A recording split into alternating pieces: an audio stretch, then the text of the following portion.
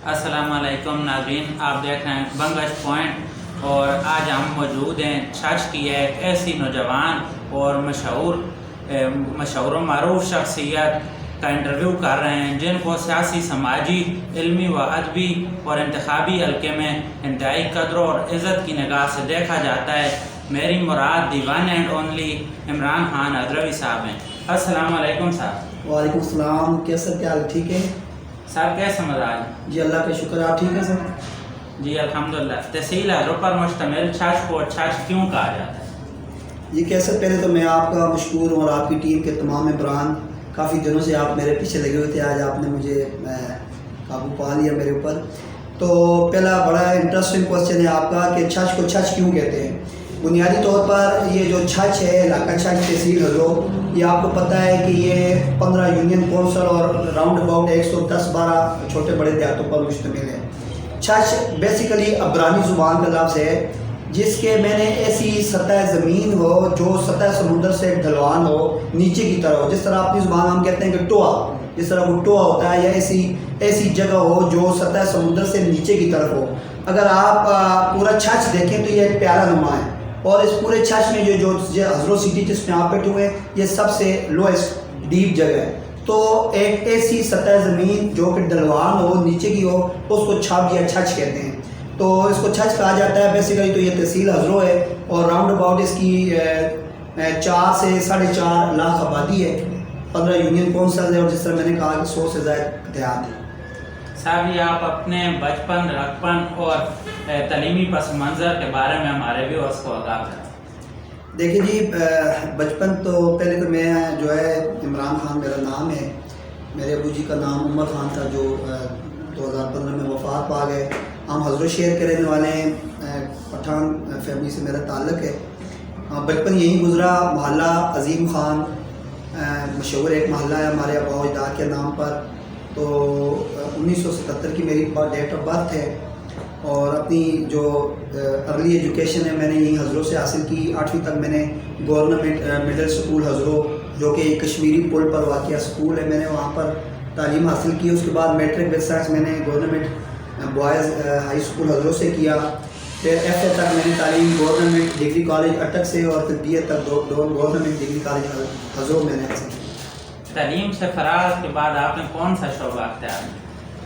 जी, तालीम के फ़राग़त के बाद फिर मैंने 1 साल एजुकेशन की। जी, मैंने टीचिंग की, और मुस्लिम मॉडल स्कूल था एक हज़रों में, और उसके बाद नरतोपा में 1 साल मैंने टीचिंग की।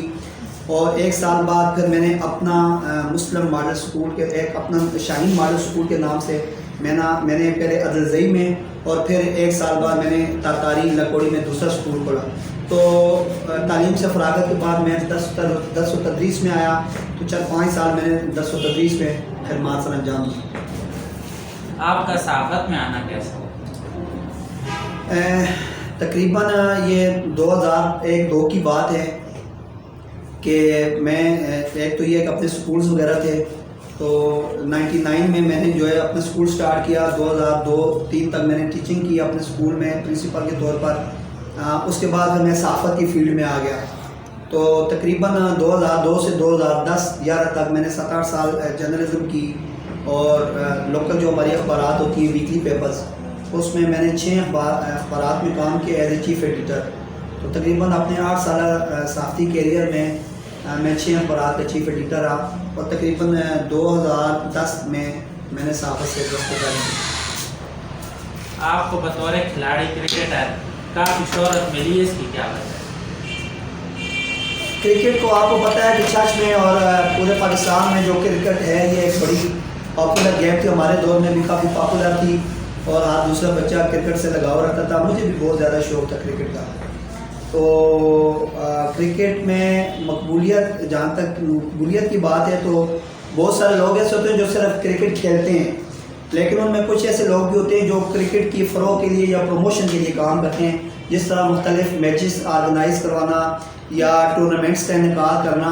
तो उस वक्त मेरी ये ख्वाहिश थी कि ये जो नौजवान नस्ल है वो गैर सेहतमंदाना सरगर्मियों से बचे, और हमारे दौर में जो है वो VCR और फिर इसी तरह वीडियो गेम आ गई, स्नूकर आ गए, बिलियर्ड आ गई। तो उस तरफ नौजवानों का रुझान ज़्यादा हो रहा था।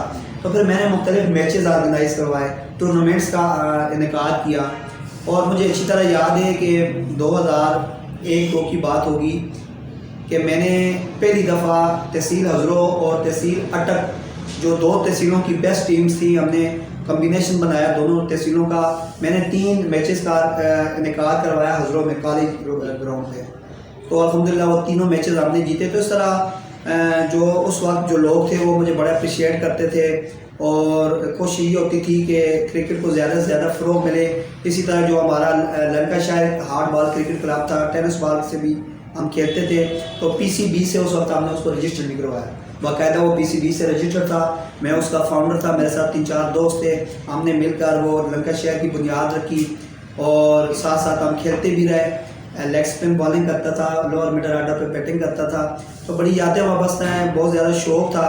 لیکن جہاں پھر پریکٹیکلی جاب کی طرف آئے، کامرا PSC کامرا میں جاب اختیار کی اور صحافت میں آیا، تو پھر اتنی زیادہ مصروفیات ہو گئی کہ پھر میں کرکٹ کو ٹائم دے نہیں پایا. تو پھر میں نے کرکٹ سے علیحدگی اختیار کی. جیسا کہ ابھی آپ نے بتایا آپ PSC کامرا میں ایک اہم پوسٹ پر تعینات تھے، تو وہاں سے فراغت کیسے؟ PSC کامرا میں 2000 میں بھرتی ہوا جی، اور 2015 تک میں نے جاب کی، 15-15.5 سال. تو فراغت ایسی ہوئی جی کہ ممتاز قادری کو جب شہید کیا گیا، جب ان کو ہینگ کیا گیا، تو اس کے بعد پھر ایک ہماری جو چھچ محافظ کمیٹی بنی ہوئی ہے، آپ جانتے ہیں کہ تمام مذہبی اور سیاسی جماعتوں کا ایک خوبصورت مجموعہ ہے الحمدللہ.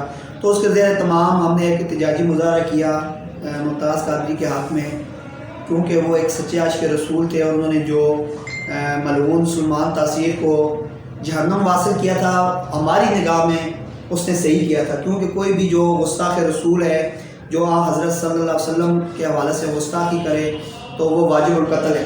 تو انہوں نے بے حیثیت مسلمان اپنا ایک فریضہ انجام دیا، تو ان کو ہینگ کیا گیا. حالانکہ یہ ہمارے اس وقت کے جو یا ابھی بھی جو صدر مملکت ہے، ان کے پاس یہ آئین میں یہ اختیار ہے کہ وہ ان کو معاف کر سکتا تھا، معافی دے سکتے تھے، لیکن انہوں نے نہیں دیا. امریکہ کا دباؤ تھا، باقی عالمی طاقتوں کا، یہود و نصارہ کا دباؤ تھا. تو اس کے حوالے سے جب ہم نے احتجاج کیا تو پھر کیونکہ میں منسٹری آف ڈیفینس میں جاب کرتا تھا، حساس ادارہ تھا، پھر میں نے وہاں پر اسپیچ کی، میں نے آرگنائز کیا. تو اس کی پرداش میں جو ہے پھر مجھے وہ کمپلسری ریٹائرمنٹ لینی پڑی. چھچ محافظ کمیٹی کا قیام کب اور کیوں عمل میں لایا؟ چھچ محافظ کمیٹی کا قیام آج سے تقریباً 8 سال پہلے مارز وجود آیا جی.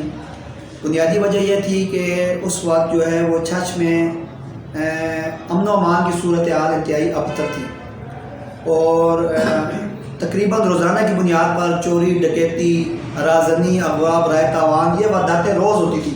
خاص طور پر یہ جو آپ کے غربی چھچ کی طرف جو دیہات ہے، ویسا ہے، تاجک ہے، فرمولی ہے، سرکہ ہے، اس طرف روز کی بنیاد پر تقریباً چوری ڈکیتی. آپ کو پتہ ہے لوگ زیادہ تر انگلینڈ میں ہوتے ہیں اور ایک مطلب اچھے امیر لوگ ہیں، تو بہت زیادہ چوریاں ڈکیتی ہوتی تھیں. اور ایک ہماری حضروں میں چوری ڈکیتی ہوئی، تو اس کے بعد پھر میں نے ڈیسائیڈ کیا جی کہ ابھی جو ہے ہمیں آواز اٹھانی ہوگی. اگر ہم آواز نہیں اٹھائیں گے تو یہ کام مزید بڑھے گا. تو پھر چھچ محافظ کمیٹی کے قیام سے قبل پھر میں نے ایک احتجاجی مظاہرہ فوارہ چوک ہزروں میں رکھا. تو ہزروں میں جب میں نے مظاہرہ رکھا تو اسی دوران پھر میرے ذہن میں یہ بات آئی کہ کیوں نہ ہم پرمنٹ بنیادوں پر مختلف سیاسی مذہبی جماعتوں کے لوگوں کو ایک پلیٹ فارم پر لائیں اور ایک ایسا متفقہ پلیٹ فارم بنایا جائے جس کا مقصد صرف اور صرف علاقہ چھچ تحصیل ہزروں میں امن و امان کی بہتری ہو اور ساتھ ہی ساتھ پھر جرائم اور کرائم اور فحاشی کا خاتمہ ہو. تو الحمدللہ یہ 2012 کی بات ہے جی کہ پھر ہم نے چھچ محافظ کمیٹی کا قیام عمل میں لایا. مجھے بانی ہونے کا اعزاز حاصل ہے. پھر مجھے پہلے چیئرمین بنایا گیا، پھر ہم نے اپنے دوسرے دوستوں کو چیئرمین بنایا. تو الحمدللہ اس وقت بھی بحیثیت چیئرمین چھچ محافظ کمیٹی کام کر رہے ہیں. تو میں یہ سمجھتا ہوں کہ یہ جو چھچ محافظ کمیٹی ہے یہ ایک علاقہ چھچ کے لوگوں کے لیے نعمت عظمیٰ ہے، اور اس کی مثال پوری جو ہے نا پاکستان میں نہیں ملتی. اور ہمیں اس چھچ محافظ کمیٹی اور اس میں جو لوگ ہیں ہمیں ان کی قدر کرنی چاہیے. سنا ہے کہ آپ اپنی 5 کتب لکھ چکے ہیں، وہ کن موضوعات پر مشتمل ہیں اور ان کے کیا نام ہیں؟ جی الحمدللہ جی اب تک میری مارکیٹ میں 5 بکس آ چکی ہیں. سب سے پہلی بک میری آئی تھی فرزندان چھچ، یہ تقریباً آج سے 10-12 سال پہلے کی بات ہے. چرچ کے ایسے لوگ جو اپنی اپنی فیلڈز میں رائے نمایاں رکھتے تھے، چاہے وہ سیاستدان ہوں، کسی بھی فیلڈ میں ہوں، تو ان کے انٹرویوز میں نے کیے.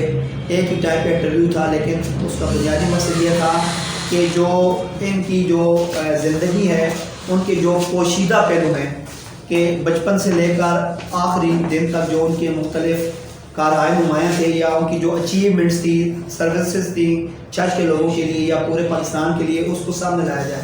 تو وہ میری پہلی بک تھی، بڑی ماشاءاللہ پاپولر ہوئی. اور میں اب میرے پاس ایک کتب بھی نہیں ہے، وہ سب مطلب بک گئے ہیں. اور اس کے بعد پھر جو نوجوان لوگ تھے، نیو کمرز تھے، اور جن کی مختلف فیلڈز میں ان کی کارکردگی اچھی تھی، تو انہوں نے مجھے کہا کہ آپ نے سینئر لوگوں کو تو انٹروڈیوس کروایا اور ان کی خدمات کو اکنالج کیا، تو وائی ناٹ کہ ہمیں بھی آپ انٹروڈیوس کروائیں. کچھ دوستوں نے مجھے کہا کہ آپ ایسے لوگوں کو بھی سامنے لائیں. تو پھر اس کا جو سیکنڈ فیز تھا، دوسرا جو ایڈیشن تھا، وہ چرچ کے جگمگاتے ستارے کے نام پر میری دوسری بک آئی، وہ بھی اللہ نے بڑی کامیابی دی. اس کے بعد پھر میری ایک کتاب آئی تمام چرچ کے علماء کرام کے اوپر، چرچ کے جلیل القدر علمی خانوادے.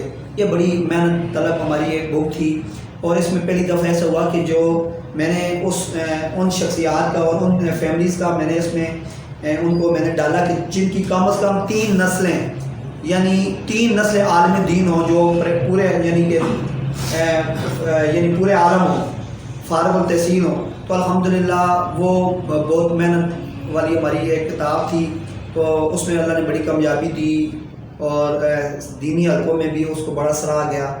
اس کے بعد پھر 2 اور کتابیں آئی تھی، ایک چرچ کے نقد جمال ایک کا نام تھا، اور دوسرا چرچ کے جو کتابیں جن کے اوپر لکھی گئی ہیں ان کے جو تاثرات تھے یا ان کے جو ابتدائیت تھے، اس پر مشتمل ہماری کتاب تھی. تو یہ 5 کتابیں میری اب تک آ چکی. بحیثیت صحافی، اسپورٹ مین اور سوشل ورکر آپ کے نمایاں کارنامے کون سے ہیں؟ دیکھیں جی، کوشش ہمیشہ کی ہے کہ جس بھی فیلڈ میں بندہ کام کرے، ایک تو محنت سے کرے اور نیک نیتی سے کرے. جب آپ کی نیت ٹھیک ہوتی ہے اور آپ محنت کرتے ہیں، آپ کے اندر صلاحیت ہوتی ہے، تو اللہ آپ کو کامیابی دیتے ہیں. درس و تدریس دیکھ لیں، اسپورٹس مین کی حیثیت سے دیکھ لیں، سوشل ورک دیکھ لیں، صحافت دیکھ لیں، اور اب الحمدللہ سیاست میں بھی 5-6 سال ہو چکے ہیں. تو کوشش کی ہے کہ اچھا کام کیا جائے. ابھی اگر یہ تو پھر لوگ ڈیسائیڈ کریں گے کہ کس شعبے میں نے کیا کام کیا ہے، لیکن الحمدللہ میں یہ سمجھتا ہوں کہ ابھی میں نے بہت کچھ نہیں کیا، مجھے کرنا چاہیے، کیونکہ یہ ہم نے اس چرچ کی دھرتی میں جنم لیا ہے، اور اس کی زمین، اس چرچ کی جو دھرتی ہے، اس پہ ہمارے اوپر حق بنتا ہے کہ ہم اس کی خدمت کریں. تو ہر بندہ اپنے گربان میں جھانکے کہ اس نے چرچ کے لیے، حضور کے لیے کیا کیا. تو ہمیشہ اسی تگ و دو میں لگا رہتا ہوں کہ جب دنیا سے جاؤں تو اپنے لوگوں کے لیے اور اپنی سرزمین کے لیے کچھ کر جاؤں. صاحب جی، آپ کو چرچ اور اٹک میں خاصی مقبولیت حاصل ہے، کیا کبھی آپ کے دل میں تکبر اور برائی آئی؟ دیکھیں جی، میں کیا، آپ کو کہتے ہیں پدی کیا اور پدی کا شوربہ کیا. تکبر تو دیکھیں یہ تو اللہ پاک کے شان ہے، اللہ پاک بڑی چیز ہے. ایک دفعہ ایک نوجوان پرانے زمانے میں بڑا خوبصورت اور شہزادہ اکڑ کے زمین پر چل رہا تھا. تو سامنے ایک بزرگ لیٹے ہوئے تھے، بیٹھے ہوئے تھے. تو اس بزرگ نے اس لڑکے کو کہا، نوجوان لڑکے کو کہا کہ آپ اکڑ کرنا چلیں زمین پر. تو اس نے کہا جی کہ آپ بابا جی مجھے نہیں جانتے، میں شہزادہ ہوں، میں بادشاہ کا بیٹا ہوں، میرے پاس بہت کچھ ہے، میں خوبصورت ہوں، میرے پاس مال و متاع ہے، تو آپ مجھے نہیں جانتے. تو بابا جی نے کہا کہ میں تمہیں جانتا ہوں، میں تمہارا ماضی بھی جانتا ہوں، تمہارا حال بھی جانتا ہوں، تمہارا مستقبل بھی جانتا ہوں. انہوں نے کہا کہ تم مجھے کیسے جانتے ہو، میں تو آپ کو نہیں جانتا. اس نے کہا، بابا جی نے کہا، جو اللہ والے تھے، انہوں نے کہا جی کہ تمہارا ماضی یہ ہے کہ تم ایک گندے نطفہ ہوتا ہے، تم ایک گندا یعنی کہ قطرہ تھے، اور تمہارا حال یہ ہے کہ تم اپنے پیٹ کے اندر گندگی پھیلا رہے ہو. اگر تمہارا پیٹ چاک کر دیا جائے، تمہارا پیٹ پھڑا جائے، تو تمہارے اندر گندگی ہے، یہ تمہارا حال ہے. تمہارا مستقبل یہ ہے کہ جب تمہیں قبر میں ڈالا جائے گا تو تمہیں کیڑے اور اس طرح بچھو اور اس طرح کی یہ سب چیزیں مٹی کھا جائے گی. تو وہ نوجوان بڑا گھبرایا. تو کہنے کا مقصد یہ ہے کہ تکبر تو اللہ کی ذات کے لیے، انسان کیا اور انسان کا تکبر کا ہر حال میں جو ہے انسان کو اللہ کا شکر ادا کرنا چاہیے.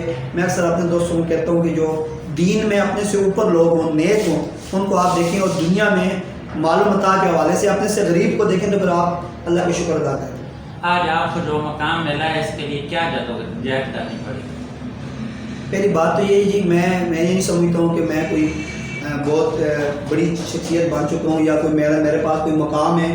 ہر انسان کو اپنے سے بہتر سمجھنا چاہیے اور کسی کو بھی اپنے سے کم تر نہیں سمجھنا چاہیے. ہر انسان کے اندر اللہ پاک نے خوبیاں بھی ڈالی ہیں, خامیاں بھی ڈالی ہیں. یہ ہمارے لوگوں کا المیہ ہے کہ ہم لوگوں کی خامیاں تلاش کرتے ہیں اور نیگیٹیوٹی ہمارا ذہن میں جو من حیث القوم ہم نیگیٹیو تھنکنگ رکھتے ہیں. سوسائٹی میں ہم پازیٹیوٹی کو فروغ دینا چاہیے ہمیں, اور جس بندے کے اندر جو بھی خوبی ہو اس کا اعتراف کرنا چاہیے. لیکن کیسر میں اپنے تجربے سے آپ کو ایک بات بتاؤں کہ میں نے یہ دیکھا ہے کہ ہمارے چھچ میں اور من حیث القوم ہم لوگ کسی کے اچھے کام کو اپریشیٹ نہیں کرتے. ہم کسی کی اچھائی کو اس کا تذکر نہیں کرتے, اس کو ایڈمائر نہیں کرتے, ایکنالج نہیں کرتے, اپریشیٹ نہیں کرتے.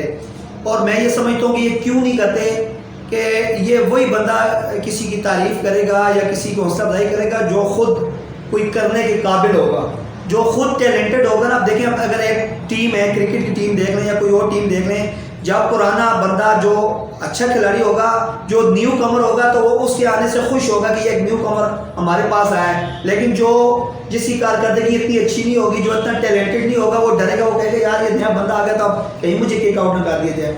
لہٰذا جو اعلیٰ ذات کے لوگ ہوتے ہیں, جو ٹیلنٹڈ ہوتے ہیں, وہ دوسروں کو اپریشیٹ کرتے ہیں. ہمیں اپریشیٹ کرنا چاہیے, اچھی باتوں کو پھیلانا چاہیے, اور اگر کسی کے اندر خامی دیکھیں یا کوئی بری بات دیکھیں تو ہمیں اس پہ خاموشی اختیار کرنی چاہیے. چھچ میں آپ کی پسندیدہ شخصیت کون سی ہے اور وہ کیوں ہے؟ دیکھیں جی, اب میں تو کسی ایک بندے کا نام نہیں لے سکتا. چھچ میں بے شمار ایسے لوگ ہیں جو ہمارے جاننے والے ہیں, دوست ہیں, بڑے ہیں. اب دیکھیں پہلے تو بات یہ ہے کہ میں اپنے اگر پسندیدہ شخصیت کے حوالے سے بات کروں تو میرے جو ابو جی تھے, میرے وہ دوست بھی تھے, اور میرے ساتھ ظاہر میرے والد صاحب, ہر بندے کو اپنے والد اچھے لگتے ہیں, تو میری وہ پسندیدہ شخصیت تھے. پھر جن اساتذہ سے میں نے پڑھا ہے, چاہے وہ قرآن کا سبق پڑھا ہے یا اسکول وغیرہ کالج پڑھا ہے, وہ اساتذہ میرے لیے قابل احترام ہیں. پھر جو دوست یار جو میرے ساتھ بیٹھتے ہیں, اٹھتے ہیں, تو ہر بندے کی اپنی جگہ جو ہے نا وہ آپ کا تعلق ہوتا ہے, آپ کی پسندیدگی ہوتی ہے. تو لیکن جو اگر میں دل سے اگر کسی شعبے کا احترام کرتا ہوں تو ان لوگوں کو کرتا ہوں جو تبلیغ جماعت کے ساتھ جو وقت لگاتے ہیں, جن کے ساتھ میں نے وقت لگایا. علماء کرام ہو گئے, تو یہ جو نیک لوگ ہیں, جو دیندار لوگ ہیں, وہ جو طبقہ ہے, وہ مجھے اپنے دل کے قریب محسوس ہوتا ہے, اور میں ان کی دل سے احترام کرتا ہوں, عزت کرتا ہوں. آپ پی ٹی آئی کے ترجمان ہیں, اکیلے تمام سیاسی پارٹیوں کا سوشل میڈیا پر مقابلہ کرتے ہوئے نظر آتے ہیں, تو کیا کبھی آپ تھکے نہیں, یا دل نہیں بھرا آپ کا کہ آپ بات کر؟ جس دن تھک جاؤں گا یا دل باتیں گا, اس دن خاموش ہو جاؤں گا. یہ پارٹی نے ایک رسپانسبلٹی دی ہے, اور کچھ دوستوں نے میرے اوپر یہ کوشچن کیے تھے جی کہ آپ کو بہت جلدی ترجمان بنا دیا گیا, تو اس کی کیا خاص وجہ تھی, آپ سے پرانے لوگ بھی تھے. تو میں نے ان کو یہی کہا تھا کہ یہ تو ہمارے سینئر جو ہیں ان سے پوچھیں کہ مجھے ترجمان کیوں بنایا. لیکن الحمدللہ گزشتہ 4 سالوں سے as a spokesperson P T I district Attock کام کر رہا ہوں. تو سوشل میڈیا کا دور ہے, آپ کو پتہ ہے کہ سر کہ آج آپ سوشل میڈیا پہ آپ نے مجھے دیکھا, اور آپ کی یہ خواہش ہوئی کہ میرا انٹرویو کریں, تو یہ اگر سوشل میڈیا نہ ہوتا تو شاید آپ مجھ تک نہ پہنچ پاتے. تو سوشل میڈیا پہ بالکل اپنی پارٹی کا دفاع کرتے رہنا چاہیے, اور آپ دوسرے کے نظریے سے آپ مخالفت ضرور کریں, لیکن یہ جو گالی گلوچ ہے اور ذاتیات اور پگڑی اچھالنا اور بلو دا بیلٹ جو سیاست ہے, اس کو ہمیں پروموٹ نہیں کرنا چاہیے. تو الحمدللہ دوستوں کی محبت مجھے ملتی رہتی ہے, اور جب تک میرے پاس یہ رسپانسبلٹی ہے, انشاءاللہ میں سوشل میڈیا پر ایک اچھے انداز میں اپنی پارٹی کا دفاع کرتا رہوں گا. سنا ہے کہ آپ یونیورسٹی میں چیئرمین شپ کا الیکشن لڑیں گے؟ جی انشاءاللہ جب الیکشن آئے گا جی تو اس وقت ڈیسائیڈ کریں گے. انشاءاللہ واقف انشاءاللہ تیاری کر رہے ہیں ہم بھی. بلدیاتی الیکشن ہوں گے؟ انشاءاللہ ضرور ہوں گے, اور جہاں تک میں خان صاحب کو سمجھتا ہوں یا میں نے ان کی اسپیچز دیکھی ہیں, سنی ہیں, ان کی میٹنگز اٹینڈ کی ہیں, تو میں یہ سمجھتا ہوں کہ ان کے نزدیک جو بنیادی چیز ہے وہ گراس روٹ لیول پر لوگوں کو امپاور کرنا ہے, تو وہ بلدیات ہیں. تو انشاءاللہ بلدیات ہوں گے, اور اس کے بعد جب لوگوں تک اختیارات کی منتقلی ہوگی, اور پھر آپ دیکھیں گے کام بھی ہوں گے, اور پھر آپ بہت بہتری آئے گی اس میں, انشاءاللہ ہوں گے, ضرور ہوں گے. چھچ کے اہم مسائل کون سے ہیں؟ چھچ کے 2 قسم کے مسائل ہوتے ہیں. ایک ہوتے ہیں اخلاقی مسائل, اور اخلاقی مسائل کے حوالے سے اگر بات کی جائے تو میں گزشتہ 14-15 سالوں سے 20 سالوں سے یہ دیکھ رہا ہوں کہ جو ہمارا علاقہ چھچ جو پردے کی وجہ سے کافی مشہور تھا پوری دنیا میں, کیونکہ ہمارے ساتھ یہ جو سرحد لگتا ہے کے پی کے, تو ہمارا ان کی ثقافت یہ تھی کہ ہماری جو مائیں بہنیں بیٹیاں تھیں وہ انتہائی باپردہ طور پر جو ہے وہ اول تو وہ گھروں سے نکلتی نہیں تھیں، اور اگر کوئی نکلتے بھی تھی تو جو دادی اماں ہوتی تھی، نانی ہوتی تھی یا بڑی عمر کی جو خواتین ہوتی تھی وہ بڑی ضرورت کے درجے میں بازاروں میں آتی تھی. لیکن انفارچونیٹلی آپ کا چینل پہ لوگ دیکھ رہے ہوں گے، میں ان سے یہ گزارش کرنا چاہوں گا کہ ایز اے مسلمان اور ایز اے جس کو کہتے ہیں نا کہ غیرتی مسلمان اور غیرتی انسان ہونے کے ناطے ہم اس بات کا یہ کریں کہ کوشش کریں کہ جو خواتین کم سے کم بازاروں کا رخ کریں، مارکیٹوں کا رخ کریں. جتنے کام، یہ نبی پاک صلی اللہ علیہ وسلم کی حدیث کا مفہوم ہے کہ اللہ کے نزدیک جو سب سے پسندیدہ جو جگہیں ہیں وہ مساجد ہیں، اور جو سب سے ناپسندیدہ جگہ ہے وہ بازار ہیں. تو ان ناپسندیدہ جگہوں پہ خود بھی کام جائیں. خاص طور پہ یہ ہمارے پاس جو مینا بازار ہے، اب جائیں آپ وہاں پر وزٹ کریں کبھی، تو خواتین کے ساتھ جو ہے وہ کندھے ٹکرا رہے ہوتے ہیں، اور کوئی غیرت مند بندہ وہاں سے گزر نہیں سکتا، شریف بندہ نہ وہ اپنی فیملی کو وہاں پر لے جا سکتا ہے. تو اس طرف ہمیں دھیان دینا چاہیے، پردے کا خیال رکھنا چاہیے. اور دوسرا اخلاقی جو برائی میں نے محسوس کی ہے کہ ہم مجموعی طور پر منافق ہو چکے ہیں. ہمارے دل میں کچھ ہوتا ہے، زبان پر کچھ ہوتا ہے. مثال کے طور پر اگر ہمارے پاس 3 کینڈیڈیٹ آتے ہیں، قاضی احمد بھی آتا ہے، جہانگیر بھی آتا ہے، چنگیز خان بھی آتا ہے، یا آپ نے اس دفعہ مجھے ووٹ دینی ہے، ہم تینوں کو کہیں گے کہ آپ کو ووٹ دینی ہے. حالانکہ یہ نہیں ہونا چاہیے. ووٹ جس کو دینی ہے آپ بتا دیں کہ میں نے آپ کو ووٹ دینی ہے جی. دوسروں 2 کو کہے کہ نہیں جی میں میں تو ان کو دوں گا. تو یہ جو جھوٹ ہے، یہ جو منافقت ہے، اور دل میں کچھ اور زبان پر کچھ اور، یہ منافقت سے ہمیں بچنا چاہیے. مسائل کے حوالے سے جہاں تک بات ہے وہ یہ ہے کہ ایک تو سب سے بڑا مسئلہ میں یہ سمجھتا ہوں کہ پورے چرچ کا ایک نکاح سیاح کا مسئلہ ہے، جو کہ تاحال جو ہے وہ فی الحال نہیں حل ہو پایا، ہونا چاہیے. اس کے علاوہ میں یہ سمجھتا ہوں کہ یہاں پر عدالتوں کا قیام ہونا چاہیے، بہت ضروری بات ہے.